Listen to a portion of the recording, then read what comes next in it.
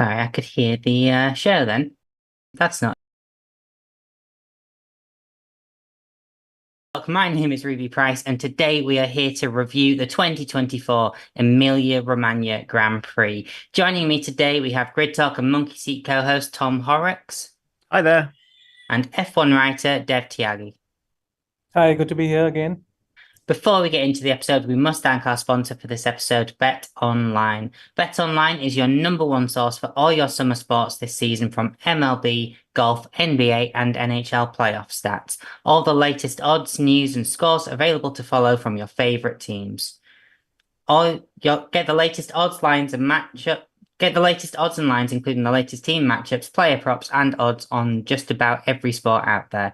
Head to the website today or use your mobile device to get in on the action. Bet Online, where the game starts. And also be sure to follow us on our social channels at Grid Talk UK to stay up to date with the show. So overall, we generally had a race as damp as the Imola circuit was in 2023. But after a slow burn, we had edge-of-your-seat tension as Lando Norris inched closer to Max Verstappen, who had been comfortably leading out front until the young Brit put the pedal down. Ultimately, Tom, a Verstappen win from pole, and the tone was set going into turn one as he got a good start and led Norris from Tamburello. What was your take on the race, and where do you rank this in Max Verstappen's 59 wins 8 years on from the weekend he took his very first for the team? Wow, is it 59 already? That has gone epically fast. It's insane that firstly, congratulations, Max Verstappen, holding on for a great victory, something we haven't seen him had to do a lot recently, and seeing him under that kind of pressure, not making a mistake after seemingly having it quite easy for such a long time. Yeah, he definitely deserves props for that. He earned his money this weekend as well. But seeing that we've had an absolute domination from Ferrari with Michael Schumacher, and then saying, "Oh, those records will never be beaten," and then within the next generation comes along, Lewis Hamilton even crossing over that generation with Schumacher's return. He then eclipses those records. We're saying we're never going to see these records broken again, and now, like, even before Lewis Hamilton has retired, we're seeing these records look like they're going to tumble once again. I know we've got the whole caveat of more races, but you can tell by the percentage of races that Verstappen is winning that it is the most dominant period in Formula One history, which is not great for viewership. But this weekend, I know it wasn't the most amazing race in the world, but seeing that after 63 laps of the Grand Prix of Imola with 0 safety cars, red flags, I don't think we even had a yellow flag. I don't think even anyone went off track at any point apart from, Albon slowly on track, but I don't think that even led to a yellow flag. And we finished the race under a second behind, and it's 2 different cars. So that shows that there is hope for the season. I don't think we're going to have anyone fighting for the championship, but hopefully we'll be able to enjoy some races and not just be looking at the the third to eighth battle. It looks like we are going to have some battles for the lead, which is fantastic, and maybe we can go into next season just hoping that we do have a fight and a championship fight on our hands, just in time for a new rule set to go and stretch the pack out again. It's classic F1. We get close racing, and then the next season, everything's all spread out again. But yeah, with about 20 laps to go, Ted Kravitz was calling this a race for second. But chasing down Max at the end, Dev, was Lando Norris in the McLaren. The gap was coming down and down and down, but unfortunately for McLaren, the race just ran out of laps and it prevented a back-to-back McLaren win. I believe what would have been the first one since 2012. Tell me what you thought about Lando's race, and was there ever a chance at that top step? I would definitely think yes. I think if Lando Norris would have had at his disposal probably half a dozen laps, or maybe less than that, he would have been gunning definitely for the top step of the podium. From the onset of lap 49 until the time of the checkered flag, he was taking a 10th out of Max Verstappen, which was incredible. And then, of course, the battery pack was dying out at Verstappen's end, which definitely played very well into Lando Norris's hand. But I think full credit also to Norris for not bungling it up in the end, because, the pressure can get you through, and high-speed corners and high-octane chase at the end, and you're closely following in none other than Max Verstappen. So you're always just a tiny, minuscule second away from disaster. But he kept the wits about himself, and he just accelerated, and gave it his everything. But I think in the end, finishing 7/10 behind Verstappen, I think incredible job. The upgrades are finally showing very well. And this is what his fourth career podium in 2024. And actually, if you were to do simple schoolboy math, you'd realize a fourth of his career podiums have come in 2024, starting from Australia, China, Miami, and now finally Emilia Romagna. So I think job well done to Lando Norris. He shouldn't complain. Absolutely. Job well done. Bring that gap down at the end to just 0.725 seconds, which, considering I think the average sort of before Miami gap that Verstappen's won by was something like 14 seconds on average. Like, that's, a good sign of things to come, and I'm sure we might talk about that later.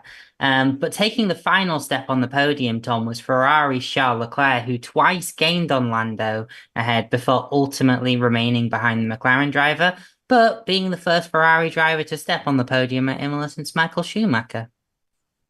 Yeah, I mean, obviously, very small sample set because it disappeared. The race disappeared around the same time that Schumacher did. So it's a very small sample set only in the last few years. But that shows how far Ferrari have come, that in the few years we have been back at Imola, that they've been able to produce this winning car, and it is a winning car. It's won a race this season, and not in the hands of Charles Leclerc, but chuff for him to be on the podium in this race, and just looking at what it meant to the fans, and seeing those scenes. Like, you haven't seen those scenes in Formula One so much recently, and it's great for those fans to get that.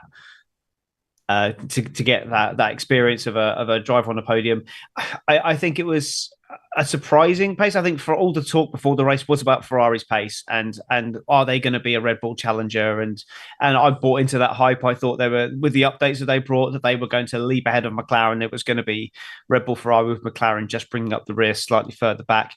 But I think Piastri's pace showed in the early parts of the race, and so did Norris, that was not the case. So the fact that Leclerc was again able to close that gap down, but perhaps, with Norris's race management just not quite on the same level in that case, but really strong performance, I think, from Leclerc. And he's been under a lot of pressure from Sainz as well this season, with Sainz just obviously on the way out, doesn't need to play the team game any more than anyone would normally do. He doesn't have to beg for his seat and bend over backwards, do whatever Ferrari say. He can just go out there and race. So that there is a certain amount of pressure there from that, where he is released from the chains, so to speak. But again, Leclerc just overall is a faster driver. That's why he's the one that's been retained, and Sainz is the one that's been let go. So yeah, Sainz is a fantastic driver, but Leclerc is again showing that he has that overall class. He's just checking the standings. He's 20 points ahead. I know Sainz has missed a race, but he wouldn't have scored 20 points in that race. So, and he just genuinely is showing more pace. He was a quicker Ferrari driver all weekend. So,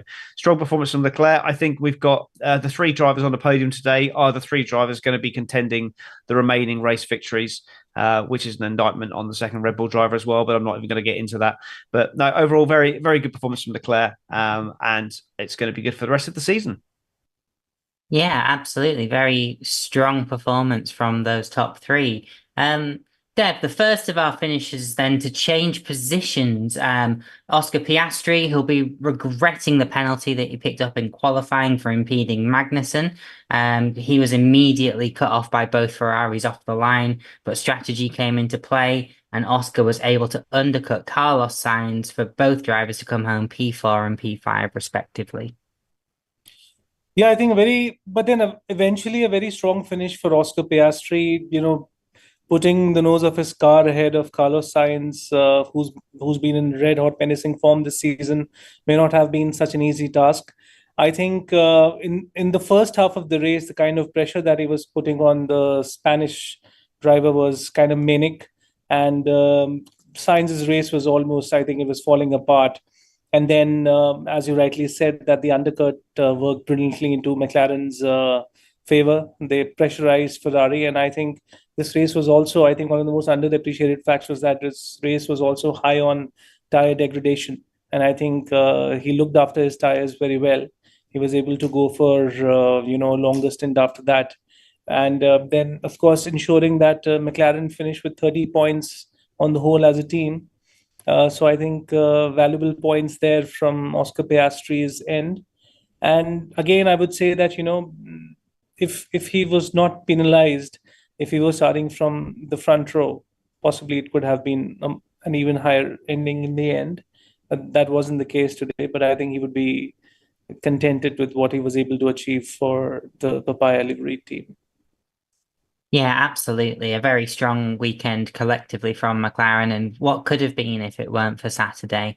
Kevin Magnussen once again taking a trip to the stewards, but this time not coming home with any penalty points. But Tom, Toto Wolff predicted P6 and P7 for his Mercedes duo before the race, and that's exactly what he got. Hamilton finishing just ahead of his teammate, I say just, George Russell, who pit late for fresh mediums and the fastest lap, completely in no man's land. What did you make of the Mercs in Italy today? Well, ultimately, the strategy that they chose did maximise the points available to them. As you rightly say, sixth and seventh was realistically the best they could hope for. They weren't as quick as the McLarens. They weren't as quick as the Ferraris.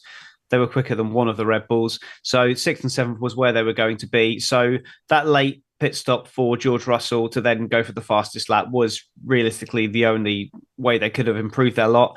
And they couldn't have made that stop with Hamilton because he would have dropped in behind Perez. So it was the right decision on that. And I haven't heard it, but I understand that George was umming and ahhing on the radio about it and asking, if I do this, will Hamilton give me the position back? And they just said, no.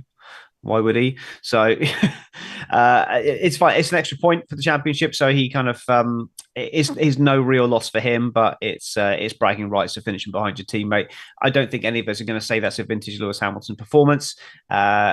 He showed good race pace. He went long like he often does, and to try and get that overcut at the end. But that trip through the gravel just lost him 4 or 5 seconds, and that is eventually what was put him behind his teammate at the second set of stops. So had he not done that, potentially we could have had a battle between the Mercedes drivers, which I know a lot of us are itching to see that this year with Hamilton on the way out. There was a point in the race I thought, do you know what, this Mercedes doesn't look that bad, because they were about 5 or 6 seconds behind Piastri, and given the pace of that Mercedes and the McLaren at that point in the race, 5 or 6 seconds behind was not bad. But what we've got to remember is McLaren are a customer of Mercedes. I know they've got a much stronger partnership than we've seen in the past of here's the engine, you go, you figure it out. They actually do get a lot of technical insight and decision into the direction of that engine. But it's still damning that they are so far behind McLaren. And the facilities they've got, and the only thing McLaren have got over Mercedes is a little bit more wind tunnel and CFD time. There's still no reason why they should be so far ahead. I mean, I'm not complaining, but it's still we can damn them with faint praise and saying, "Yay, well done, 6th and 7th, you're on the way up," but it's still not good enough, and they'll know it's not good enough. But I think there are green shoots of some recovery, but I can't see them making as much of a performance improvement as McLaren and Ferrari are going to do for the rest of the season. So I think this is their lot for the season. They might grab a few podiums if circumstances prevail, but beyond that, I can't see it.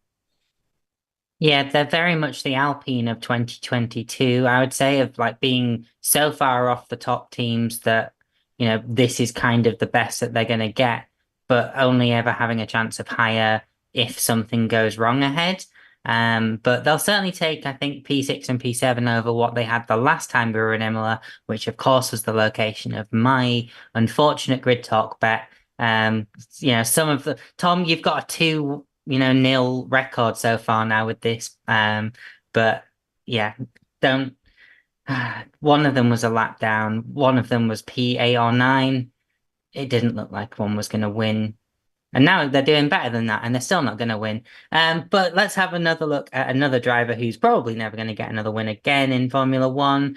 Dev, his teammate won the race from pole position. Sergio Perez crashed out in P3, bottomed out in Q2, and came home in P8 after a trip through the gravel. It wasn't just Gasly or Albon, Tom, but locking up into the Ravazzas.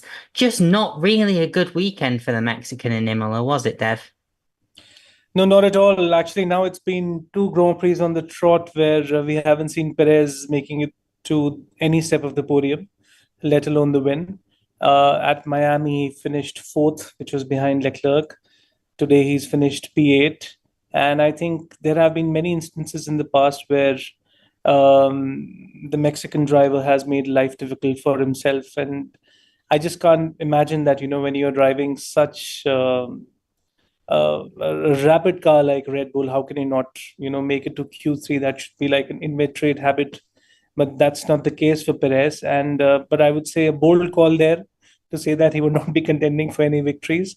I'm sure he would want to reverse that kind of a fate. But today, I think all that Perez was able to do was to simply minimize collateral damage. His job was to basically just come back from the end and just get as many points in the kitty, but nowhere close to matching Verstappen, let alone giving him a tough fight. And just a P8 in the end and just finishing ahead of the midfield teams. I don't know what his thoughts might be at this time, but I would think that with the next Grand Prix set to be at Monaco, it's just only going to get tougher. Although he's known as the king of streets, but I think there are far bigger emperors at play right now, such as Max Verstappen, and now Norris also picking up amazing form. So I think we have a pretty tricky situation up ahead for Sergio. Yeah, absolutely. And I'm sure we might talk about this later. But maybe having completely missed his chance now that teams do appear to be catching up with the Red Bulls this season. But yeah, not a 5-star race weekend from Sergio, but you can give us those 5 stars instead by taking 5 to leave us a 5-star rating on Spotify or a 5-star review on Apple Podcasts. And also, if you're one of the 72% of people who aren't yet subscribed to our YouTube channel, please consider helping us out with a like and a subscribe. I'm talking to you, those of you who are watching it live right now. Press that thumbs up button, please. But looking further down the standings then, Tom, a rare race weekend where Lance Stroll outperforms his OAP teammate as Alonso suffered a nightmare Emilia-Romagna Grand Prix after also crashing out in P3 and qualifying slowest after a trip through the gravel. Was it the right decision for Aston Martin to use his afternoon like a test session? And was Stroll's position a surprise for you? Well, I think it's the only choice they had, really, given his Alonso's qualifying session. It just like mistake after mistake, and then when it was all on the line in that final run, he made a mistake again, and he backed out. And I thought, oh, he's early enough in the lap; he'll just stick the recharge on and go again. Obviously, he didn't have enough fuel in the car, so yeah, it was a bad performance. He deservedly qualified where he did. Going out in Q1. Pit lane start and then ran on the hards for like 3 laps and then came in for the softs. What was that about? I have no idea. Just rolling the dice on a potential strategy that, probably a 1 in 50 chance of happening. Only happens when you play the F1 manager game.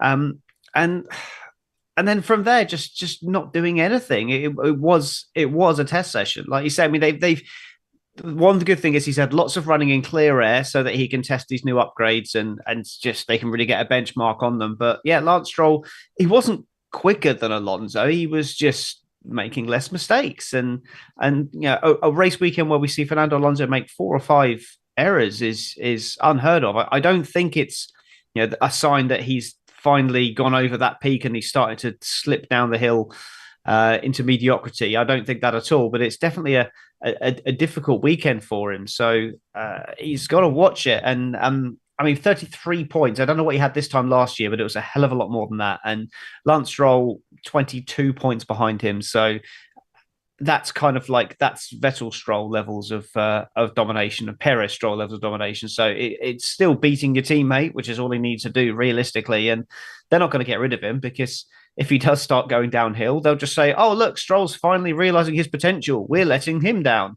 So it's win-win for Lawrence Stroll either way. But they've got to start performing, and it's if it's just the case that the upgrades don't suit this track, and we'll find out more in Monaco because we all know how well Fernando Alonso did last year in Monaco. So we'll find out more there. But if they turn up to Monaco and they're where they are here, then there's some serious questions got to be asked about this program and where it's going and where Fernando Alonso is committed potentially the remainder of his career to, and he's looks like he's gonna have another buyer's remorse like he had on the last few teams he's bought into. But I mean, fact is, he had nowhere else to go, did he? But yeah, difficult weekend for Aston Martin overall. But they will have got some decent data as the only positive to a bad race.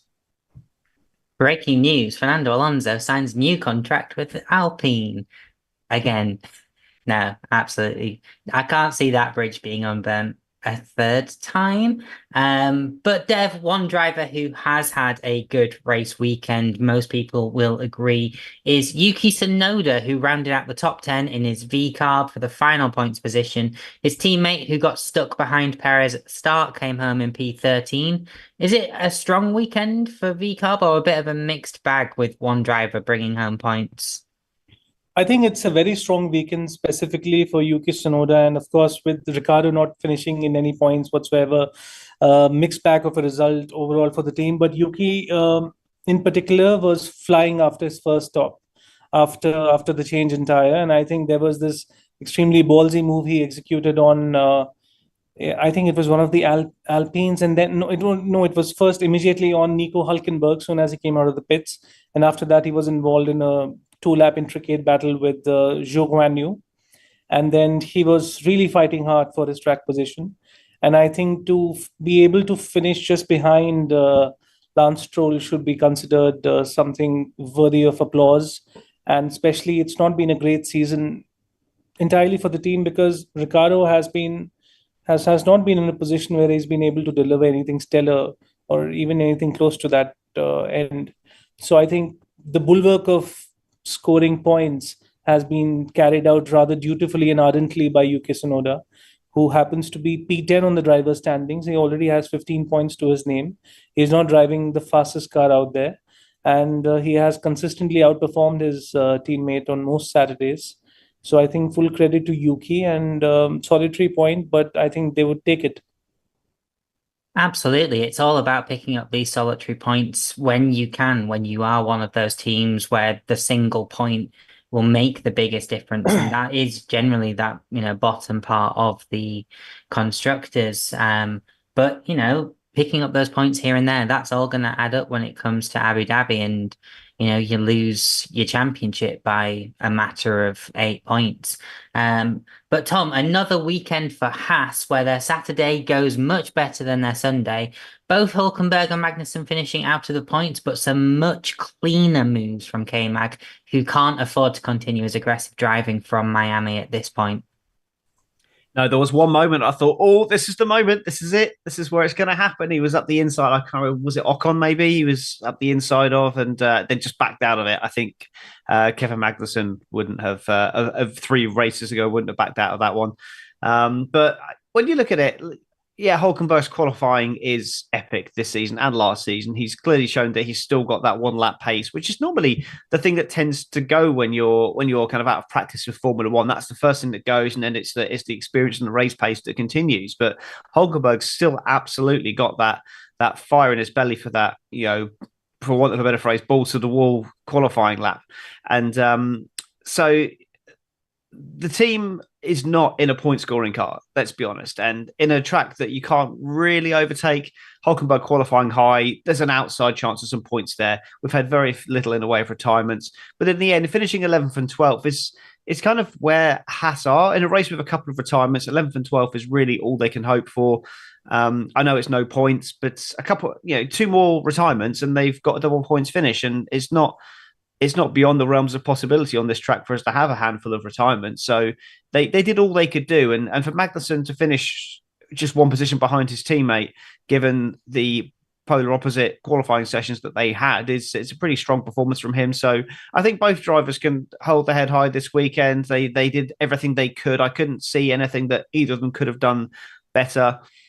So a weekend of, that's fine. That's kind of where they are. They've had a few bumper weekends already. They've got something to hang on to now for the rest of the season. They've just got to optimize every weekend. And let's be honest, this Haas team, I went into this season saying, well, they're going to be last, clearly, because they were last year and they're having no money put into them and they've lost their team principal. No one wants to be part of Haas anymore. What are they going to do? And to be fair, Ai Komatsu has got them organized. He's got them optimizing their race weekends very well. So they've actually got a chance of not finishing last. I think they will finish behind the RBs, but I think they've definitely got a chance of fighting Williams and Sauber. So yeah, good weekend for Haas. I'm quite happy with that. Komatsu paying attention to the way that his favorite football team behave, and I'm pretty sure Coventry City is still offering him tickets if he wants to take them. I'm not sure if they're still extending that invitation to Christian Horner, but that's still swept under the rug. Dev, Esteban Ocon finished P14 for Alpine and Gasly finished P16. We've seen some first lap racing from the Alpines at Imola and Miami now, with the pair both fighting tooth and nail early in Miami. And we also saw Ocon and Stroll side by side from Tosa in Imola today. My point being, fast and racy starts from the Alpine, but fading away there for a mostly anonymous race from the French outfit. Yeah, it's just been a year where nothing really has gone so far, to aid their cause at all. I mean, just the last race we saw Esteban Ocon finally succeeding in opening the points for the team when he scored a P10 at Miami. Thus far, the entire team have, to their credit, just one solitary point. And but yeah, it was just some good hard racing, but nothing came to fruition. I think the way the things are panning out for the French constructor, I think they would need Nico Rosberg's prophecy to come true when he said that we would need the point system to change and for drivers to be allocated some points up to P15 or P18. I don't know. Maybe that can only help their cause, but nothing seems to be going right for them. The upgrades haven't happened. I think there are probably 3 or 4 more races before we can have any upgrades on the tractor, not the car that they are contending with in this season. I've said it previously on the show. I mean, my heart goes out to both the talented young Frenchmen, and it was supposed to have been a dream pairing. They had 2 very capable drivers together, but sadly not the car with which to fight consistently for points or with which to even end up scoring a P9 or a P10. Absolutely, very Alpine from the Alpines. But to go with another terrible pun, Tom, let's kick things off for Sauber. Zhou P15 and Bottas P18. Zhou and Ocon are under investigation due to some incident between the two of them that didn't seem to be broadcast and doesn't seem to have any video evidence whatsoever online. But Ocon was the one that was pushed off. That's all I can tell you at this point. But a quiet race for the team who continue their pointless start to 2024. Yeah, well, in the race, I think I saw them being overtaken a few times, but yeah, very very little in the way of camera time. And like you say, I've been I've been searching X for ages, trying to find the videos of this incident, and I can't find anything anywhere. All I can find is videos of Zhou doing interviews saying yeah, no, yeah, or something like that. Nothing. Yeah, either way, it's not going to affect anyone's result. Was it Ocon P14 and I've seen having to look up where they finished. So finishing 14th and 15th respectively, it's not going to affect anything, is it? Worst case scenario, it might be a couple of penalty points on someone's license, but we didn't see it, so don't know. Difficult one to call for Sauber, having not seen any of it. But hey, the pit stops were all right. You've got to say that's a big step up. They introduced changes to their wheel guns this weekend, where the wheel nuts are no longer. As soon as they get a little bit warm, they start expanding and locking on. So that seems to have been rectified now, which is good. So at least they can go into races not fearing ever making a pit stop, just praying for a red flag so they can do a pit stop in their own time. So that's all good. That's the only positive thing I can say about Sauber, Stake, Kick, Audi, whatever they're called at the moment. The only team enjoying the sprint races because of a lack of pit stops. But Dev, also pointless in 2024 are Williams, who had one car finish, thanks to Logan Sargent, who ended up P17 after Alex Albon retired after the nightmare scenario of a loose wheel during a pit stop, ironically not driving for Sauber, and serving a 10-second penalty. There's an overweight car, which seems to be the fundamental issue with the Williams team, but they are underperforming and they are only ahead of Sauber thanks to finishing higher early in the season due to the aforementioned pit stops. Yes, they have sort of conveniently slotted themselves as the backmarkers, the perennial backmarkers of the season. And I think there's nothing really going for them as a team. Both the drivers have failed to score even a solitary point. Between themselves, they have collectively 3 race retirements already. Miami was the race where I think Logan Sargent retired. Today, he finished with 17 points. He started his campaign with the P20, which was a nothing result really at Bahrain. And so far this season, I think the only 2 occasions where Williams have seemed a bit in form have been Saudi Arabia and Australia, where I think Alex Albon came as far as clocking up a P11. But then nothing really going his way, except the fact that he now has a new contract extension with the Williams team, where he feels comfortable, and he said it repeatedly that he loves working with the team, and the team in turn loves working with him. But there was nothing lovely about the Emilia Romagna Grand Prix result for the duo. They have time on their hands. They aren't the most experienced drivers on the grid, but there's natural potential to lift his team to performances of the sorts that we saw last year, for example, at Canada, where he got the driver of the day and a P7. These are the kind of things that Alex Albon can hopefully bring to the fore. But how soon can that happen? And will it actually happen remains the biggest question for me at this point. Yeah, absolutely. And it could still potentially get worse, as the stewards intend to investigate after the race whether the driver continued to drive the car knowing it was released in an unsafe condition, which is an alleged breach of Article 34.14E of the Formula One Sporting regulations. So potential for it to get worse for Williams. But let's have a look at our driver of the day. So the Grid Talk driver of the day, we all voted. Well, I say we all voted.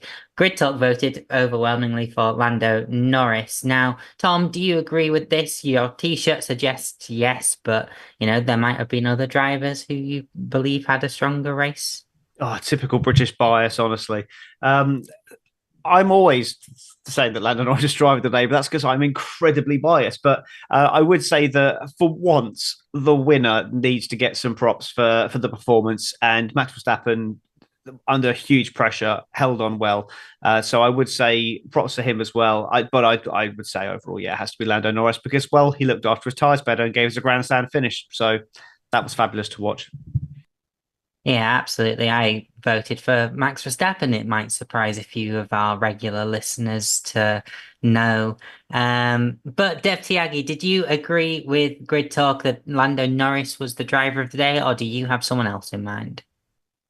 No, I completely side with the grid talk, always coming up with the wisest and the sanest answers into these tricky questions. I think we haven't really had a Grand Prix or successive Grand Prix where any driver in particular has been able to mount pressure on a dominant performer like Max Verstappen. So full kudos to McLaren and Lando Norris.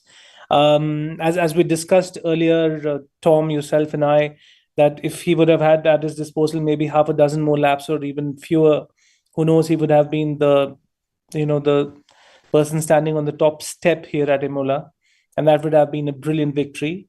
But Verstappen actually confessing on the radio that the car is, I'm finding it difficult to turn the car, and my was also complaining about weaving. I think the rear of the car wasn't functioning as well to his liking. So I think Norris put that magical pressure on Verstappen, and I think somewhere, I could be wrong, cracks have begun to appear, and the writing is clear on the wall that Red Bull are fallible. At the end of the day, they can be defeated. I think a trend that we saw, all thanks to Carlos Sainz last year when he put up a brilliant fight in Monza, although yes, it did not yield the victory, but a very hope inspiring podium. And then of course Singapore, and then we have Lando Norris now winning, and before that Max Verstappen bungling out in Australia for no fault of his own, though. So there are other drivers who've picked up the fight to Verstappen. And I think it's amazing for the overall viewership of the sport, with full regards to the Flying Dutchman. So yeah, great choice. Lando Norris, hats off to him for this weekend. Commendable job. Absolutely. And if you want to let us know your driver of the day, if you're watching the live stream, let us know in the chat. But if you're not, you're listening to this later, let us know on our socials at Grid Talk UK. And after that cheeky little plug, it's time to allow our panelists to also give a little cheeky plug. Tom Horrox has been doing it all show with his overlay. But Tom, you're from the monkey seat as well as being a co-host on Grid Talk. What do you want to plug? Well, firstly, obviously, you can plug Grid Talk because I know you will, and that's absolutely your right to do so. It's your show, so no, it's great to be involved in Grid Talk. But the bread and butter of it was the Monkey Seat podcast, which is where I got into podcasting, and me and my friend Carl, we just decided we were going to start a podcast about F1 when he at the time knew nothing about Formula One, which was hilarious, and that's kind of how it started, and that's how we continue to run 4 years on. So yeah, if you want to hear a slightly educated but not really view of Formula One that's unfiltered, uncensored, and quite often wrong, come and give the Monkey Seat a listen at Monkey Seat Pod on all the socials and wherever you find podcasts. Quite often wrong, but you're not the one that's losing your hair. But Dev, where can people find more from you if they would like to? Yeah, I mean, if anyone likes to read my work, I can be found writing on f1chronicle.com, which I have had the pleasure of co-founding with the incredible Aussie Jared Patridge. And then there's kairosports.com, where I write feature articles. That's KYROSPORTS.com. That's about it. Absolutely, go and check those out. And if you want to hear more from me, I'm at Rubes001 on the Insta Meta socials. But if you want to find more from Grid Talk is available on YouTube, where most shows are recorded live, as well as Amazon Fire, Spotify, Apple Music, Verbal, and Pocket Casts. Just search Formula One Grid Talk for our back catalogue of shows with previews and reactions to qualifying and the race results. Qualifying less so these days, but you'll find them if you want to find some historic episodes. Please consider supporting the channel on Patreon so we can get mics, lights, and better recording equipment. And also make sure you subscribe so you're the first to know when each new weekly episode is released. And we'll be back soon with plenty more F1 content. Thank you very much for listening to the Grid Talk podcast, presented by Bet Online, and goodbye.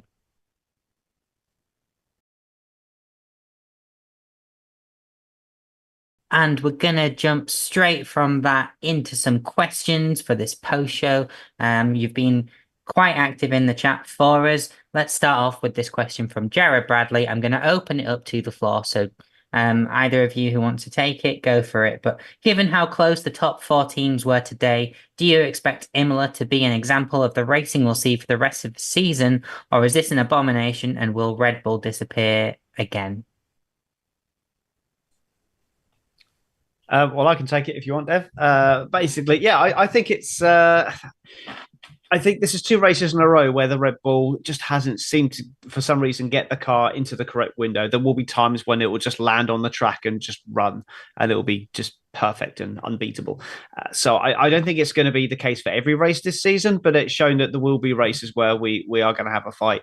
I think potentially this car for this season, they've brought a whole new concept which they're still trying to understand, whereas last year's car was an evolution of the 2022 car, which in itself was quite difficult to set up at times. So I think they will get their act together with the car, and they will be able to learn how to set it up properly. But I certainly think for now, given that we've got cars so close to them as well, that they are going to be on the back foot a little bit, but still with the overall quickest package. It's just down to who can optimize better than Red Bull, and a little bit of luck here and there, we'll start getting some other race victories thrown in there. So I certainly don't think it's going to be as dominant a performance as we had last year from Max Verstappen. Don't know if anyone else wants to weigh in on that one. Anything to add, Deb? Absolutely. No, great point. I think absolutely on point, and I think the more the upgrades will happen to the other 2 front-running teams besides Red Bull, which is Ferrari and McLaren, I think the more there'll be pressure on the holder of the track position, which is Max Verstappen, as always. So yeah, nothing new to add. Fantastic point. Yeah, I do want to see if this is sort of the precedent for it. Maybe the gap not being so wide before it starts to go down again. Or maybe if it is going to go down, like for it to pay off at the end. But I'll take the excitement of, oh, maybe someone is going to beat Verstappen to the line this time around. But yeah, 7/10.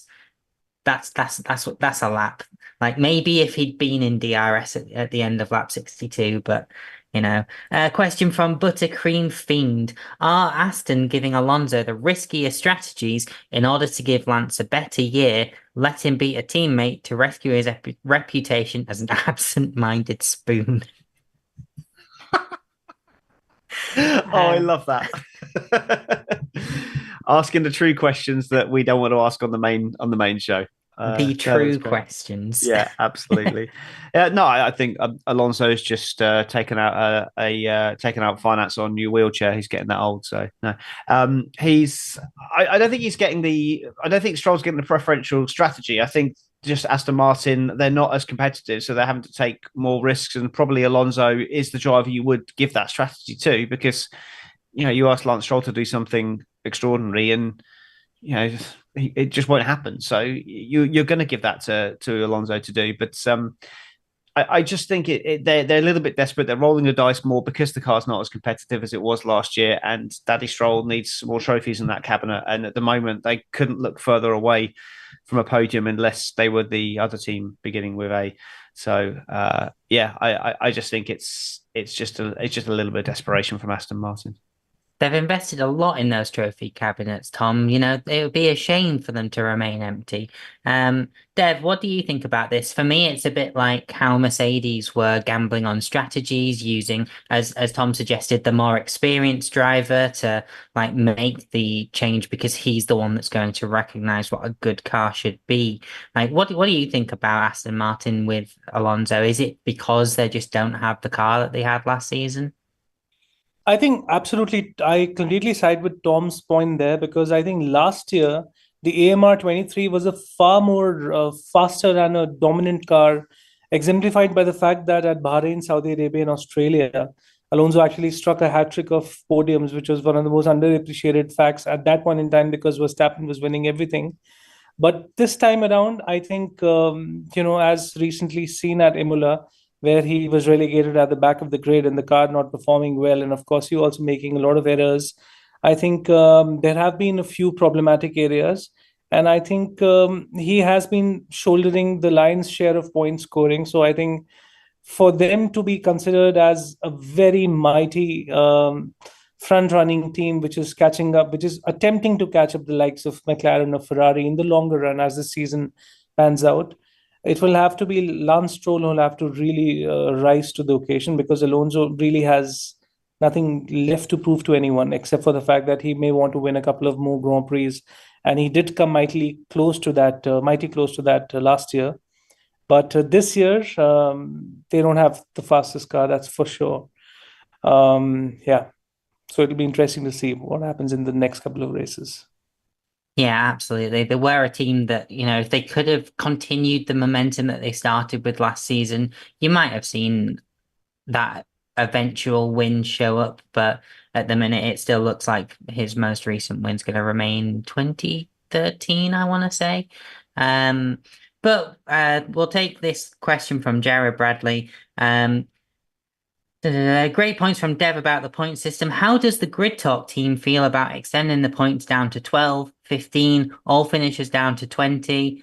Personally, I can see the benefit of giving a single point to all finishers, with the top 10 or 12 getting 2+ points with a slightly adjusted point system. Discourage team from retiring cars. I'm just going to start off with my own opinion, in the sense that I think points should be earned. I don't think they should just be given out for taking part. Taking part gets you the finances of, sponsorships and all of that stuff. But points at the end of the day, because you finished the race, I mean, maybe even just because you've shown up to a race weekend, like, you could just retire and, get a point. And that kind of takes away from the specialness of when, as much as it came post-race, the excitement of eventually a car getting their first points of their career. Logan Sargent last season in the US getting 10th and that first point after trying so long. George Russell and his quest for points, which went on for so long. Mick Schumacher and his quest for points. You don't get these kind of moments after, a season or two of trying so hard to finish in the points and then eventually doing it if you get points just for showing up to your first race. But, that's me. What did both of you think about this? I think both of you might actually be on different sides of the scale here. Do you want to go first, Dev? Yeah, I just have a quick one. I think I'm all for points to be distributed until the P15 on the grid, because sometimes you have the 11th and the 12th who came so close, but they just seem to miss out on the final or the penultimate lap of the Grand Prix. For instance, this year we were just talking earlier on the show about Alex Albon and his underperforming Williams, with which he drove to P11 on two occasions, one of which was in Australia and the other, I think, was earlier than that in Saudi Arabia, unless I'm very much mistaken. So I think somewhere it helps for the drivers' morale, and more than that, the teams that have been sorted out as the back markers. But I also agree with your point that the points have to be earned. You just can't afford for points. It's not Christmas in Formula One every day, So, but yeah, it would be nice to see those people not scoring any points at the rear end of the track to attain something for their efforts. Tom, take How it long away. have I got? Until, it comes to a natural conclusion. Okay, I'll try and keep it brief. I am 100% against any change to the current point system.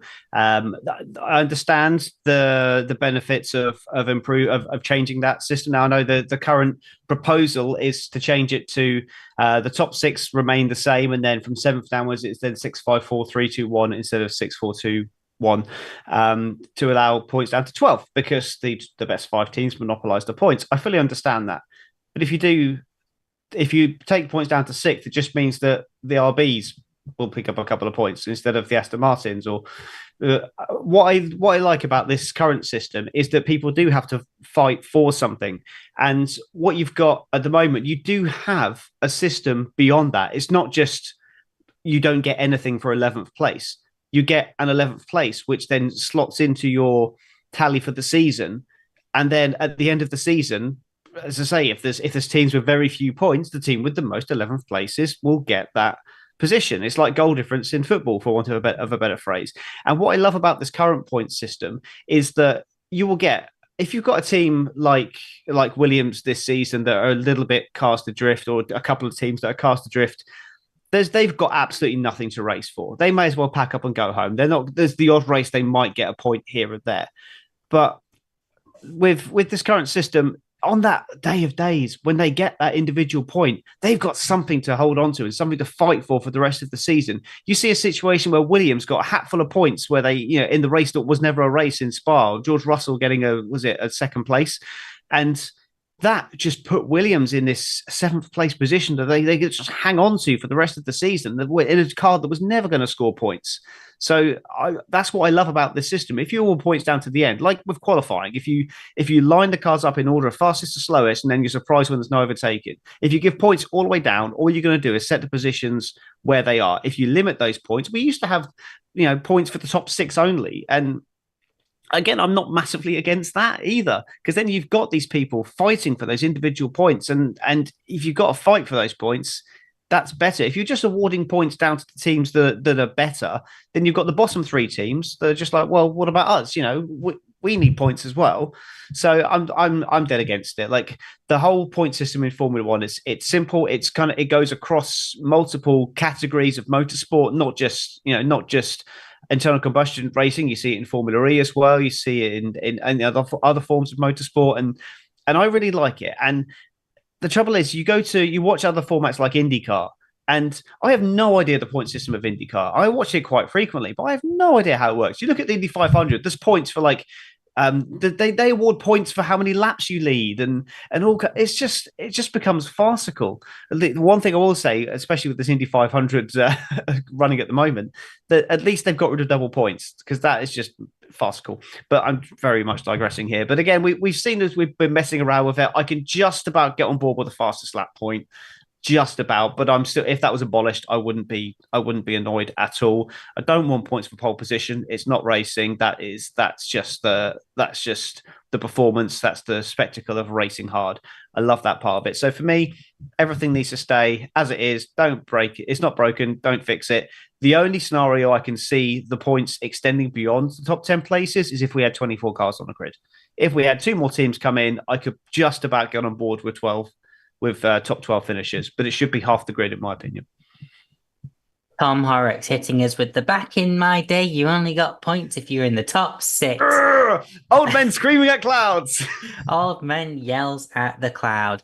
But thank you very much, as always, everyone who's joined us in the post-show chat. Thanks to both of you two, my panelists, and thank you to Aidan on the production. We'll be back this week recording our Monaco preview, so keep an eye out for that. And remember, Monaco, of course, is all settled in the first minute of qualifying. It's not, but, it can be. It's the Charles Leclerc DNF Grand Prix. The Charles Leclerc DNF Grand Prix. That's what we'll see you for. Thank you very much, everyone, for joining us. Thank you, you two, for being with me on this show. And we shall see you soon. Goodbye. Goodbye.